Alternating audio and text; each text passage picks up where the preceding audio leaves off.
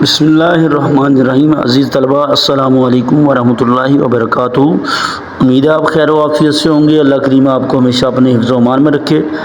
عزیز طلبہ، آج کی اس ویڈیو کے اندر ہم حصہ غزل میں شامل غزل نمبر 1 مرزا اسداللہ خان غالب کی ہے، اس کے شعر نمبر 5، 6 اور 7 کی جو ہے وہ تشریح پڑھیں گے۔ عزیز طلبہ، آج کی اس ویڈیو کے اندر ریڈنگ کے ساتھ ساتھ ہم لوگ مشکل تراکیب کے معنی بھی جو ہے سیکھیں گے، اور اس کے ساتھ آخری شعر کے بارے سے ایک خاص بات ہم لوگ پڑھیں گے کہ شعری اصطلاح میں اس کے لیے کون سا لفظ استعمال کیا جاتا ہے۔ شعر نمبر 5 سے شروع کرتے ہیں۔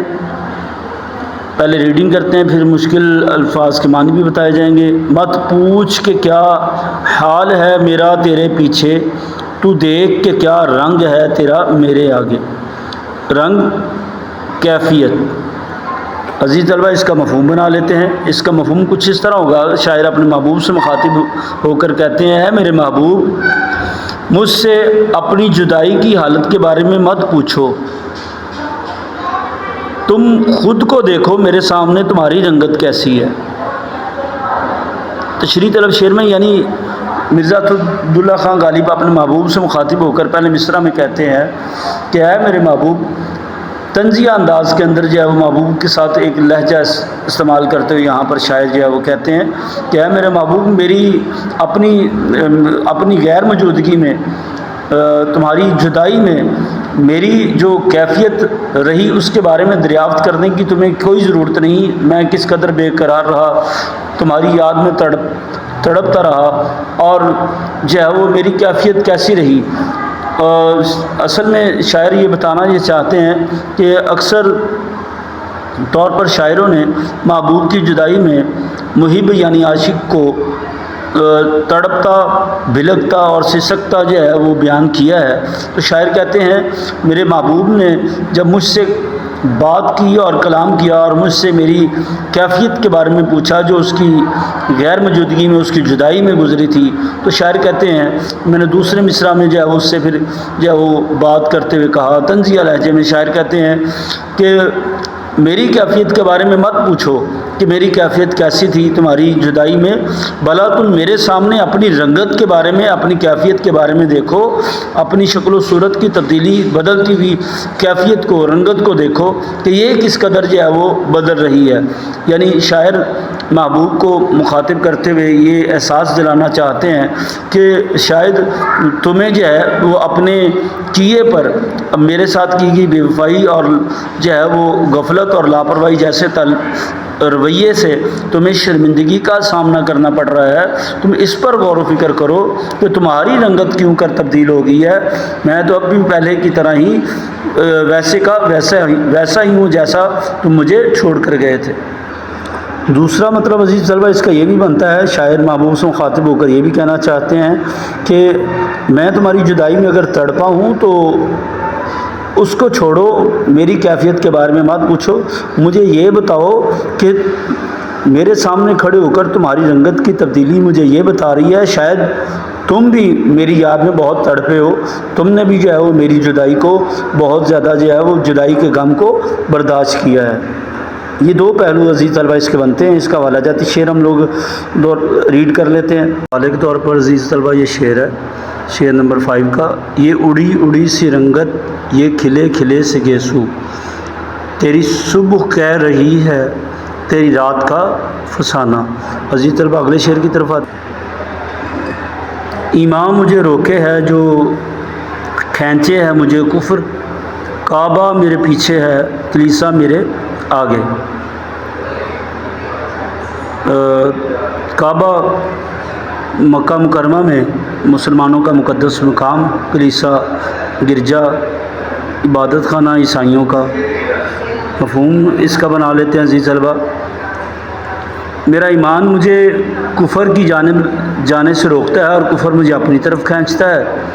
کعبہ میرے پیچھے ہے اور گرجا میرے آگے ہے۔ تشریح طلب شعر میں عزیز طلبہ شاعر بتانا یہ چاہتے ہیں انسانی سوچ اور فکر دو مختلف زاویوں سے آراستہ ہے، جس میں خیر اور شر بھی ہے۔ یعنی آسان لفظوں میں انسان خیر و شر کا مجموعہ ہے۔ اس کے اندر نیکی اور بدی کی دونوں صلاحیتیں پائی جاتی ہیں۔ اس کو گناہ بدی اپنی طرف کھینچتی ہے اور نیکی اس گناہ سے روکنے کی کوشش کرتی ہے۔ تو یہ انسان کی نیچر کے اندر لازم و ملزوم چیزیں ہیں۔ نیکی اور جو ہے وہ برائی کی کشمکش میں انسان ہمیشہ مبتلا رہتا ہے۔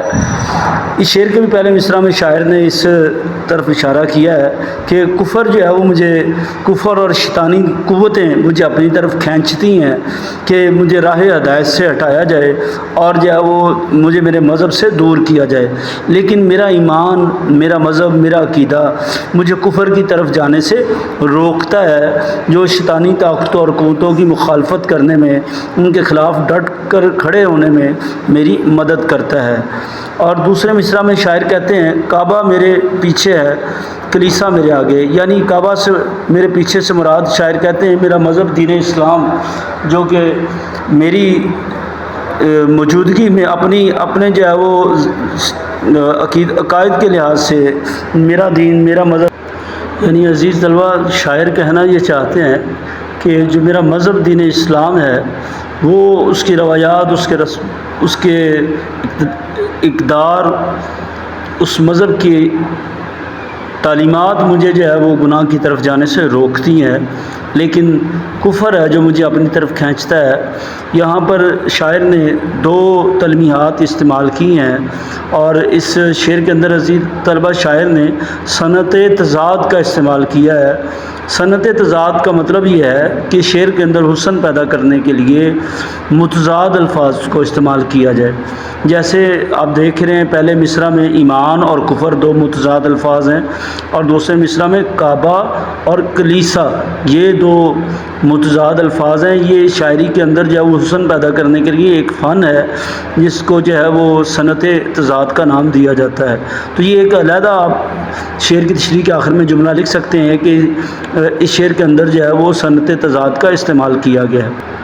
مختصر یہ کہ عزیز طلبہ شاعر کہتے ہیں کہ میں اس کشمکش میں مبتلا ہوں کہ میرے آگے مغربی دنیا بھی ہے، آزاد خیالی بھی ہے، اس کے ساتھ ساتھ روشن خیالی اور زندگی کے جدید سے جدید جو ہے وہ طریقے بھی ہیں، اور زندگی کو بڑے پرکشش انداز سے گزارنے کے جو ہے وہ طریقے بھی میرے سامنے ہیں، لیکن میں اس کشمکش میں مبتلا ہوں کہ میں اپنے مذہب کی پیروی کرتے ہوئے ان کو ترک کر دوں، یا ان کو اپنا کر جو ہے وہ اپنے نفس کی خواہش کو پورا کروں۔ عزیز طلبہ حوالہ شعر کے طور پر اس میں غالب کا اپنا لکھا ہوا شعر وہ ہم اس کے اندر لکھ سکتے ہیں۔ ہم کو معلوم ہے جنت کی حقیقت، لیکن ہم کو معلوم ہے جنت کی حقیقت، لیکن دل کے خوش رکھنے کو غالب یہ خیال اچھا ہے۔ آخری شعر عزیز طلبہ، آخری شعر ہمارا جو ہے وہ مقطع ہے۔ اس شعر کو مقطع اس لیے کہتے ہیں، اس میں شاعر نے اپنا تخلص استعمال کیا ہے۔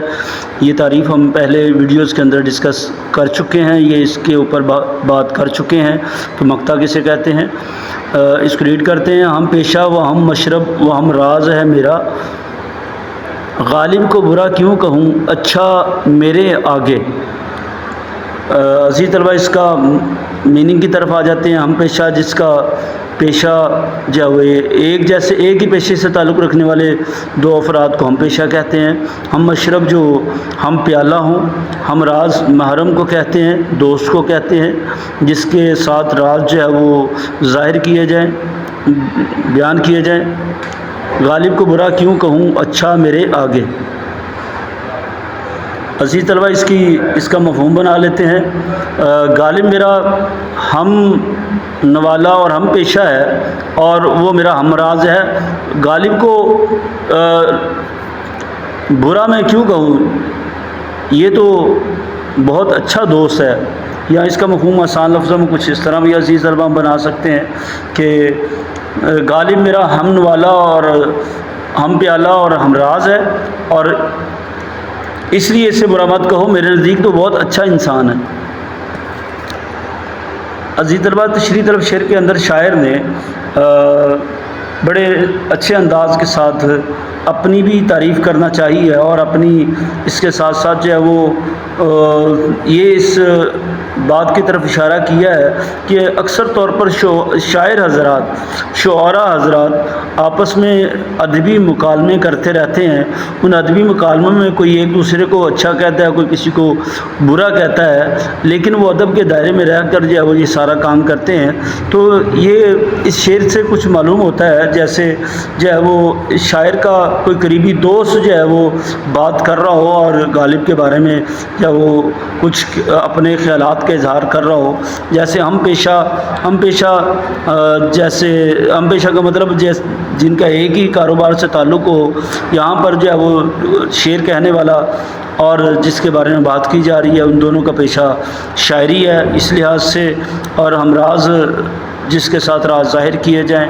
تشریح طلب شعر میں عزیز طلبہ شاعر کہنا یہ چاہتے ہیں کہ میرا دوست میرا ہم پیشہ ہونے کے ساتھ ساتھ ہم خیال بھی ہے، اور اس کے اور میرے راز دونوں ایک دوسرے کے ساتھ سانجھے ہیں، شراکت میں ہے، اور یعنی ہمارے خیالات، ہمارے راز، ہماری باتیں ایک دوسرے سے ڈھکی چھپی نہیں ہیں، ہم ایک دوسرے کے ساتھ اپنے خیالات کا اظہار کرتے رہتے ہیں۔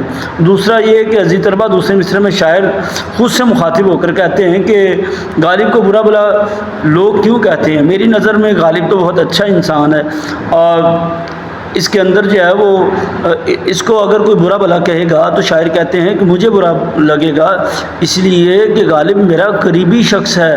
یعنی مرزا اسد اللہ خان غالب اپنی شخصیت کے بارے میں لوگوں کے برا بلا کہنے پر مرزا غالب ان سے مخاطب ہو کر کہتے ہیں کہ غالب کو برا بلا کہنے کی کیا ضرورت ہے، البتہ غالب تو ایک اچھا انسان ہے۔ یہ کسی شعر کا ایک مصرع اس کے اوپر جو ہے وہ لکھا جا سکتا ہے کہ غالب کو برا کہتے ہو اچھا نہیں کرتے۔ عزیز طلبہ شعر کا دوسرا پہلو کچھ اس طرح بنتا ہے کہ ہم زمانہ لوگ جو ہوتے ہیں وہ آپس میں ایک دوسرے کے بارے میں جو ہے وہ بات چیت کرتے رہتے ہیں، کسی کی شاعری کے اوپر تنقید ہوتی ہے، کسی کے جو ہے وہ ادب کے اوپر تنقید ہوتی ہے، تو شاعر کے ہم زمانہ شاعر تھے، مرزا غالب کے ہم زمانہ شاعر تھے استاد ابراہیم ذوق، جو کہ مغلیہ خاندان کے آخری بادشاہ بہادر شاہ ظفر کے استاد تھے۔ ان کے انتقال کے بعد مرزا اسد اللہ خان غالب بھی ان کے جو ہے وہ استاد بن گئے، تو ان کے درمیان ادبی مکالمے ہوتے رہتے تھے، مارکے ہوتے رہتے تھے اور مقابلے ہوا کرتے تھے، جس وجہ سے یہ ایک دوسرے کے خلاف یا ایک دوسرے کو جو ہے وہ بات کرتے ہوئے اشارتاً جو ہے وہ شعر کہا کرتے تھے۔ مرزا غالب بھی کچھ اسی والے سے ان کو جو ہے وہ اشارتاً کہہ رہے ہیں کہ غالب کو برا بلا کہنے کی کیا حاجت ہے، غالب تو بڑا اچھا انسان ہے۔ عزیز طلبہ اس کے ساتھ ہی آج کا ہمارا یہ لیکچر مکمل ہوا۔ اس کا حوالہ جاتی ہے ایک بار شعر جو ہے وہ ایک بار ریڈ کر لیتے ہیں، اس کے بعد لیکچر کو مکمل کرتے ہیں۔ اس میں حوالہ جاتی شعر ہمارے پاس عزیز طلبہ کی وفا ہم سے تو غیر اس کو جفا کہتے ہیں، ہوتی آئی ہے کہ اچھوں کو برا کہتے ہیں۔ یہ اس کا حوالہ جاتی شعر ہے۔ امید ہے آپ کو اشعار کی سمجھ آئی ہوگی۔ اللہ تعالیٰ آپ کا حامی ناصر ہو۔ اللہ حافظ۔